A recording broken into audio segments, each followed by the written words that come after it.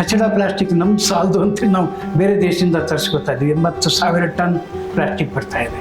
ಒಂದು ಬಡಕಲ ಹಸು ರೋಡ್ ಸೈಡಿಗೆ ಹೋಗ್ತಾ ಇದೆ, ಅದನ್ನು ಒಬ್ಬ ವೆಟರ್ನರಿ ಡಾಕ್ಟರು ಅದಕ್ಕೆ ಅರಿವಳಿಕೆ ಇಂಜೆಕ್ಷನ್ ಕೊಟ್ಟು ಮಲಗಿಸಿ ಅದರ ಹೊಟ್ಟೆಯನ್ನು ಸೀಳಿ ಅದರೊಳಗಿಂದ ಪ್ಲಾಸ್ಟಿಕ್ ತೆಗಿತಾರೆ.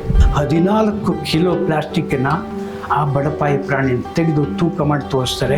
ಕರೆಂಟಿಗಾಗಿ ನಾವು ಬಿಹಾರದಿಂದ ತರ್ತಾ ಇದ್ದೀವಿ ಕಲ್ಲಿದ್ದಲು, ಅಲ್ಲಿಂದ ರಾಯಚೂರಿಗೆ ತಂದು ಅಲ್ಲಿ ಉರಿಸಿ ಅಲ್ಲಿಂದ ಹೈ ಟೆನ್ಷನ್ ಎಲೆಕ್ಟ್ರಿಸಿಟಿ ತಂದು ಅಲ್ಲಿ ಬರೋ ಹೊತ್ತಿಗೆ 88 ಭಾಗ ಅಲ್ಲಿ ಹೀಟಾಗಿ ಹೊರಟೋಗಿದೆ. ಕೇವಲ 12 ಭಾಗ ಮಾತ್ರ ಇಲ್ಲಿ ಬಂದಿದೆ. ಅದನ್ನು ವೇಸ್ಟ್ ಮಾಡ್ತಿರಲ್ರಿ ನೀವು. ಚನ್ನಪಟ್ಟಣದ ಕೊಳೆ ಹರಿಯೋ ನೀರು ಅಷ್ಟನ್ನು ಮತ್ತೆ ಫ್ರೆಶ್ ಪೋರ್ಟಬಲ್ ಡ್ರಿಂಕಬಲ್ ವಾಟರ್ ಮಾಡಿ ನಿಮ್ಗೆ ಕೊಡೋಕ್ಕೆ ಸಾಧ್ಯ ಇದೆ. But it becomes very expensive. ಹರಿಯುವ ಗಾಳಿ ಗಡಿ ಇಲ್ಲ, ಮೋಡಕ್ಕೆ ಗಡಿ ಇಲ್ಲ, ಮೃಂಗ ಚಿಟ್ಟೆ ಪಕ್ಷಿಗಳಿಗೆ ಗಡಿ ಇಲ್ಲ, ಪರಾಗಕ್ಕೆ ಗಡಿ ಇಲ್ಲ, ನಿಸರ್ಗದ ಯಾವ ಪ್ರಕ್ರಿಯೆಗೂ ಗಡಿ ಇಲ್ಲ. ನಾವು ಗಡಿ ಮಾಡಿಕೊಂಡು ಚಿಕ್ಕ ಕ್ರಿಮಿಗಳ ಹಾಗೆ ಅದೇ ಭಾಷೆ, ಅದೇ ಧರ್ಮ, ಅದೇ ಜಾತಿ, ಅದೇ ಲಿಂಗ ಇತ್ಯಾದಿ ಇತ್ಯಾದಿ ಹೋರಾಡ್ತಾ ಇಡೀ ಭೂಮಿಯನ್ನೇ ನರಕ ಮಾಡುವ ಸ್ಥಿತಿ ಬಂದಿದೆಯಲ್ಲ. ಈ ಪರಿಸರವೇ ಅತ್ಯಂತ ಪ್ರಮುಖ ರಂಗ ಆಗಲಿಕ್ಕಿದೆ. You will have to relearn the entire thing. ಗೋರಖ್ಪುರದಲ್ಲಿ ಒಂದು ದೊಡ್ಡ ಗೋರಖನಾಥ ಟೆಂಪಲ್ ಇದೆ. ಅಲ್ಲಿ ಜನ ದಿನ ಬರ್ತಾರೆ, ಪ್ಲಾಸ್ಟಿಕ್ ಕ್ಯಾರಿ ಬ್ಯಾಗ್ನಲ್ಲಿ ಹಣ್ಣು ಕಾಯಿ ಅಗರಬತ್ತಿ ಎಲ್ಲ ತುಂಬ್ಕೊಂಡು ಬರ್ತಾರೆ, ದೇವ್ರಿಗೆ ಕೊಡ್ತಾರೆ, ಹೋಗ್ತಾರೆ. ನನ್ನಂಥ ಒಬ್ಬ ಜರ್ನಲಿಸ್ಟು, ನನ್ನಂಥ ಅನ್ನೋದು ಬೇಡ, ಗೋರ ಅವರಂಥ ಜರ್ನಲಿಸ್ಟು ಅವ್ರಿಗೆ ಹೋಗಿ ಹೇಳ್ತಾರೆ, ಸ್ವಾಮೀಜಿ ಯಾಕೆ ನೀವು ಆ ಪ್ಲಾಸ್ಟಿಕ್ ಕ್ಯಾರಿ ಬ್ಯಾಗ್ ಒಳಗೆ ತರ್ತಾ ಇದ್ದೀರಿ ಅಂತ.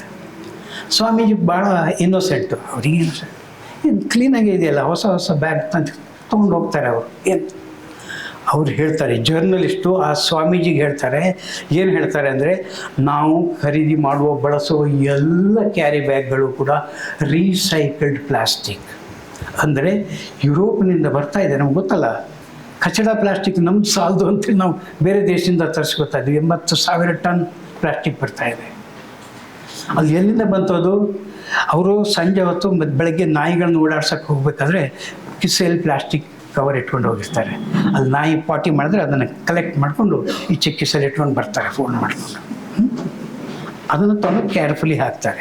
ಆಸ್ಪತ್ರೆಯಲ್ಲಿ ಗರ್ಭಸ್ರಾವ ಇದೆಲ್ಲ ಗೊತ್ತಲ್ಲ ನಮಗೆ. 12-13 ವರ್ಷ ಹುಡುಗಿಯರು ಗರ್ಭಿಣಿ ಆಗ್ತಾರೆ.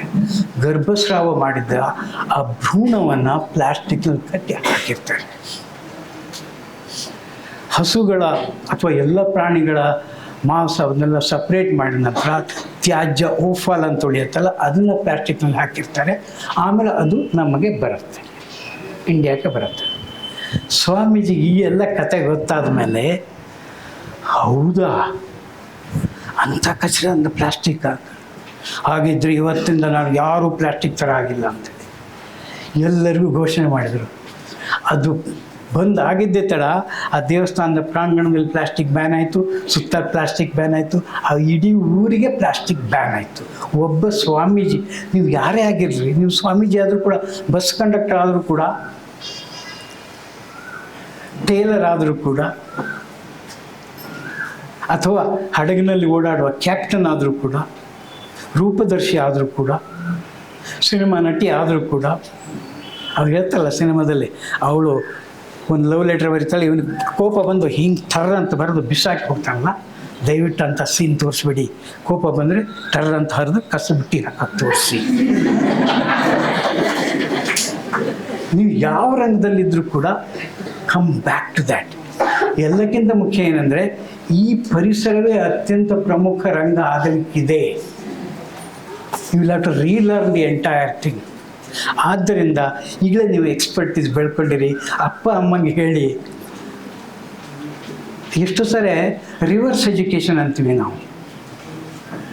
ನಾವು ಮಕ್ಕಳಿಗೆ, ಶಾಲೆ ಮಕ್ಕಳಿಗೆ ಒಂದು ವಿಡಿಯೋ ತೋರಿಸ್ತೀವಿ. ಆ ವಿಡಿಯೋದಲ್ಲಿ ಏನಿದೆ ಅಂದರೆ, ಒಂದು ಬಡಕಲ ಹಸು ರೋಡ್ ಸೈಡಿಗೆ ಹೋಗ್ತಾ ಇದೆ, ಅದನ್ನು ಒಬ್ಬ ವೆಟರ್ನರಿ ಡಾಕ್ಟರು ಅದಕ್ಕೆ ಕರೆದು ಅದಕ್ಕೊಂದು ಅರಿವಳಿಕೆ ಇಂಜೆಕ್ಷನ್ ಕೊಟ್ಟು ಮಲಗಿಸಿ ಅದರ ಹೊಟ್ಟೆಯನ್ನು ಸೀಳಿ ಅದರೊಳಗಿಂದ ಪ್ಲಾಸ್ಟಿಕ್ ತೆಗಿತಾರೆ. ಆ ವಿಡಿಯೋ ಅಲ್ಲಿ ಒಂದು ತಕ್ಕಡಿ ಇರುತ್ತೆ, ಆ ತೆಗೆದ ಪ್ಲಾಸ್ಟಿಕ್ ದುರ್ವಾಸನೆ ಅದು ತೆಗೆದು ಅದಕ್ಕೆ ಹಾಕ್ತಾ ಇರ್ತಾರೆ. 4 ಕಿಲೋ ಆಯಿತು, 6 ಕಿಲೋ ಆಯಿತು, ಮತ್ತು ಬರ್ತಾ ಇದೆ 8 ಕಿಲೋ ಆಯಿತು. 14 ಕಿಲೋ ಪ್ಲಾಸ್ಟಿಕ್ಕನ್ನು ಆ ಬಡಪಾಯಿ ಪ್ರಾಣಿ ತೆಗೆದು ತೂಕ ಮಾಡಿ ತೋರಿಸ್ತಾರೆ. ಕೊನೆಗೆ ಕೇಳ್ತಾರೆ, ಅದು ಯಾವ ಪ್ರಾಣಿ ಗೊತ್ತಾ? ಪುಣ್ಯಕೋಟಿ. ನಾವೆಲ್ಲ ಬೆಳಗಿನ ಸಂಜೆವರೆಗೆ ನಮಸ್ಕಾರ ಮಾಡೋದು, ಕುಡಿಯೋದು, ಹಾಲು ಕುಡಿಯೋದು, ಮೊಸರು ಅದಕ್ಕೆ ಈಗ ಮಾಡ್ತಾ ಇದ್ದಿಲ್ಲ. ಅದನ್ನು ಹೇಳಿದಾಗ ಪಾಪ ಮಗುವಿಗೆ ಕಣ್ಣಲ್ಲಿ ನೀರು ಬರುತ್ತೆ. ಸಂಜೆ ಮನೆಗೆ ಹೋಗಿ ಅಮ್ಮಂಗೆ ತರಾಟೆ ತೊಗೊಳ್ತಾ, ಅಮ್ಮ ಯಾಕೆ ನೀನು ಹಳಸಲು ಅನ್ನ ಸಾಂಬಾರನ್ನ ಪ್ಲಾಸ್ಟಿಕ್ನಲ್ಲಿ ಕಟ್ಟಿಡ್ತೀಯಾ? ನೋ, ಡೋಂಟ್ ಡೂ ಇಟ್ ಅಂತ ಹೇಳುತ್ತೆ ಅಮ್ಮ. ಮಗು ಆ ಕಥೆಯನ್ನು ಅಮ್ಮಂಗೆ ಹೇಳುತ್ತೆ. ನಮ್ಮಲ್ಲಿ ಹಸುಗಳ ಹೊಟ್ಟೆಗೆ ಯಾಕೆ ಪ್ಲಾಸ್ಟಿಕ್ ಹೋಗ್ತಾ ಇದೆ ಅಂದರೆ, ನಮ್ಮ ಎಲ್ಲ ಅಡುಗೆ ಮನೆಯ ತ್ಯಾಜ್ಯಗಳು ಕೂಡ ಅದ್ರಲ್ಲಿ ಹಾಕ್ತೀವಿ ನಾವು. ಆ ಅಡುಗೆ ಮಾಡುವವರಿಗೆ ಹೇಳಬೇಕಾಗಿದೆ. ಅದು ಮಹಿಳೆಯರು ಅಂತ ಹೋಟೆಲ್ನಲ್ಲೂ ಮಾಡ್ತಾರೆ, ಎಲ್ಲರೂ ಹಾಗೆ ಮಾಡ್ತಾ ಇರ್ತಾರೆ. ಅದನ್ನು ಎಜುಕೇಟ್ ಮಾಡೋದು ಅಂದರೆ ರಿವರ್ಸ್ ಎಜುಕೇಷನ್ ಮೂಲಕ ಹೋಗಬೇಕು. ಯಾಕೆ ಅನಗತ್ಯವಾಗಿ ಇಷ್ಟೆಲ್ಲ ಲೈಟ್ ಹಾಕಿದ್ದೀರಿ ಗೊತ್ತಾ ನಿಮಗೆ? ಕರೆಂಟಿಗಾಗಿ ನಾವು ಬಿಹಾರದಿಂದ ತರ್ತಾ ಇದ್ದೀವಿ ಕಲ್ಲಿದ್ದಲು, ಅಲ್ಲಿಂದ ರಾಯಚೂರಿಗೆ ತಂದು ಅಲ್ಲಿ ಉರಿಸಿ, ಅಲ್ಲಿಂದ ಹೈ ಟೆನ್ಷನ್ ಎಲೆಕ್ಟ್ರಿಸಿಟಿ ತಂದು ಅಲ್ಲಿ ಬರೋ ಹೊತ್ತಿಗೆ ಆ ಮೂಲ ಶಕ್ತಿಯ 88 ಭಾಗ ಅಲ್ಲಿ ಹೀಟಾಗಿ ಹೊರಟೋಗಿದೆ. ಕೇವಲ 12 ಭಾಗ ಮಾತ್ರ ಇಲ್ಲಿ ಬಂದಿದೆ. ಅದನ್ನು ವೇಸ್ಟ್ ಮಾಡ್ತಿರಲ್ರಿ ನೀವು ಅಂತ ನಾವು ಮಕ್ಕಳಿಗೆ ಹೇಳಬೇಕು. ಆ ಮಗು ಹೋಗಿ ಅಪ್ಪಂಗೆ, ಅಪ್ಪ ಅಲ್ಲಿ ಯಾಕೆ ಬಾಲ್ಕನಿ ಲೈಟ್ ಆಗಿದೆ, ಆಫ್ ಮಾಡು ಬಾ ಅಂತ ಹೇಳುತ್ತೆ. ಅದು ಅಪ್ಪಂಗೆ ಮಗುವಿನ ಮೂಲಕ ಹೋಗೋ ಪಾಠ. ಅಮ್ಮ ಯಾಕೆ ಅಲ್ಲಿ ನೀರು ಸೋರ್ತಾ ಇದೆಯಲ್ಲ, ನಲ್ಲಿ ಯಾಕೆ ರಿಪೇರ್ ಮಾಡಿಸಿಲ್ಲ ಅಪ್ಪ ಅಂತ ಕೇಳ್ತಾರಲ್ಲ, ಅದು ರಿವರ್ಸ್ ಎಜುಕೇಷನ್. ಆ ರೀತಿಯ ಪಾಠವನ್ನು ಹೇಳಬೇಕಾದ, ಪ್ರಾತ್ಯಕ್ಷಿಕೆಗಳ ಮೂಲಕ ತೋರಿಸಬೇಕಾದ ಅಗತ್ಯ ನಿಮಗಿದೆ. ನಾಳೆ ಬೆಳಗ್ಗೆ ನಿಮ್ಮ ಅಮ್ಮ ಸ್ಕೂಟರ್ ವಾಶ್ ಮಾಡ್ತಾ ಇದ್ದಾರೆ, 2 ಬಕೆಟ್ ನೀರು ಹಿಡ್ಕೊಂಡು ಹೇಳಬೇಕು. ಯಾಕೆ ಹೇಳ್ತೀನಿ ಗೊತ್ತಾ? ಒಬ್ಬ ಪೆಗ್ಗಿ ವಿಟ್ಸನ್ ಅಂತ ಒಂದು ಮಹಿಳೆ, ಪೆಗ್ಗಿ ವಿಟ್ಸನ್, ಅವಳು ಬಾಹ್ಯಾಕಾಶದಲ್ಲಿ 1 ತಿಂಗಳಲ್ಲ 2 ತಿಂಗಳಲ್ಲ, ಒಟ್ಟು 989 ದಿನ ಅಲ್ಲಿ ಕಳೆದಿದ್ದಾಳೆ. Record, global record. ಅಷ್ಟು ಕಳಿಬೇಕಾದ್ರೆ ಅವಳ ಹತ್ರ ಇದ್ದ ನೀರು ಎಷ್ಟು ಗೊತ್ತಾ? 300 ಲೀಟರ್ ನೀರು. ಎಷ್ಟು ಹೇಳಿ? ಒಂದು 10 ಬಕೆಟ್ ನೀರು ಅಷ್ಟೇ. She spent 9 months on that. ಅವಳು ಬಟ್ಟೆ ತೊಳಿತಾ ಇದ್ಲು, ಅದರಲ್ಲಿ ಕ್ಲೀನ್ ಮಾಡ್ತಾ ಇದ್ಲು, ಅದರಲ್ಲಿ ಅಡುಗೆ ಮಾಡ್ತಾ ಇದ್ಲು, ಕುಡಿತಾ ಇದ್ಲು. ಆದರೆ ಆ 1 ಲೀಟರ್ ನೀರನ್ನು, 1 ಲೀಟರ್ ನೀರಿಗೆ 130 ಕೋಟಿ ರೂಪಾಯಿ ವೆಚ್ಚ ಆಗಿದೆ. Science can do that. ಚನ್ನಪಟ್ಟಣದಲ್ಲಿ ಕೊಳೆ ಹರಿಯೋ ನೀರು ಅಷ್ಟನ್ನು ಮತ್ತು ಫ್ರೆಶ್ ಪೋರ್ಟಬಲ್ ಡ್ರಿಂಕಬಲ್ ವಾಟರ್ ಮಾಡಿ ನಿಮ್ಗೆ ಕೊಡೋಕ್ಕೆ ಸಾಧ್ಯ ಇದೆ. But it becomes very expensive. ಆಗ 1 ಲೀಟರಿಗೆ ಬಹುಶಃ 300 ರೂಪಾಯಿ ಆಗ್ಬೋದು, ಅಲ್ಲಿ 30 ಕೋಟಿ ರೂಪಾಯಿ. We can do that. ಯಾಕಂದರೆ ಬಟ್ ವಿ ಆರ್ ಹಿಯರ್. ನಮ್ಮ ಮಕ್ಕಳು ಕೂಡ ಆ ನೀರನ್ನು ಕುಡಿಬೇಕು. ಪುಕ್ಕಟೆ ಕೊಡ್ತಾ ಇತ್ತು ನಿಸರ್ಗ. ಕೊಳೆ ಮಾಡಿ ಬಿಸಾಕಿ ನಾವು ಇನ್ನೊಬ್ಬರಿಗೆ ಹೇಳ್ಬೇಕು 300 ರೂಪಾಯಿ ಖರ್ಚು ಮಾಡಿ ಕ್ಲೀನ್ ಮಾಡ್ರಿ ಅಂತೇಳಿ. ಬೇಡ, ಸಾಧ್ಯ ಇದೆ. We can keep this water very clean ಅಂತ. ಹಾಗೆ ನಮ್ಮ ಪ್ರತಿಯೊಂದು ಕ್ರಿಯೆಯ ಮೂಲಕ ನಾವು ಭೂಮಿಗೆ ನಮ್ಮ ಪುಟ್ಟ ನಮಸ್ಕಾರವನ್ನು ಹೇಳುವ ದಿವಸ ಇವತ್ತು. ನಾವು ಈ ತಪ್ಪು ಮಾಡಿದ್ದೀವಿ, ನಮ್ಮ ಹಿರಿಯರು ತಪ್ಪು ಮಾಡಿದ್ದಾರೆ, ನಾನು ಇಷ್ಟು ದಿನ ತಪ್ಪು ಮಾಡಿದ್ದೇನೆ, ಮುಂದೆ ನಾನು ಹೊಣೆಗಾರ ನಾಗರಿಕ ಆಗ್ತೀನಿ. ನಾವೆಲ್ಲ ವೇರ್ ಆಲ್ ಸಿಟಿಸನ್. ಕುವೆಂಪು ಹೇಳಿದ್ರಲ್ಲ, ವಿಶ್ವಮಾನವರಾಗುವಂಥ.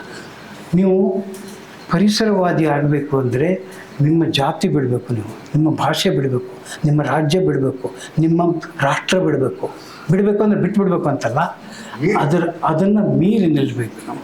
ಯಾಕಂದರೆ ಹರಿಯುವ ಗಾಳಿ ಗಡಿ ಇಲ್ಲ, ಮೋಡಕ್ಕೆ ಗಡಿ ಇಲ್ಲ, ಮೃಂಗ ಚಿಟ್ಟೆ ಪಕ್ಷಿಗಳಿಗೆ ಗಡಿ ಇಲ್ಲ, ಪರಾಗಕ್ಕೆ ಗಡಿ ಇಲ್ಲ, ನಿಸರ್ಗದ ಯಾವ ಪ್ರಕ್ರಿಯೆಗೂ ಗಡಿ ಇಲ್ಲ. ನಾವು ಗಡಿ ಮಾಡಿಕೊಂಡು ಚಿಕ್ಕ ಕ್ರಿಮಿಗಳ ಹಾಗೆ ಅದೇ ಭಾಷೆ, ಅದೇ ಧರ್ಮ, ಅದೇ ಜಾತಿ, ಅದೇ ಲಿಂಗ, ಅದೇ ಇತ್ಯಾದಿ ಇತ್ಯಾದಿ ಹೋರಾಡ್ತಾ ಇಡೀ ಭೂಮಿಯನ್ನೇ ನರಕ ಮಾಡುವ ಸ್ಥಿತಿ ಬಂದಿದೆಯಲ್ಲ. ವಿ ಮಸ್ಟ್ ಅದನ್ನು ಮೀರಿ ಎತ್ತರಕ್ಕೆ ಬೆಳೆಯೋಣ.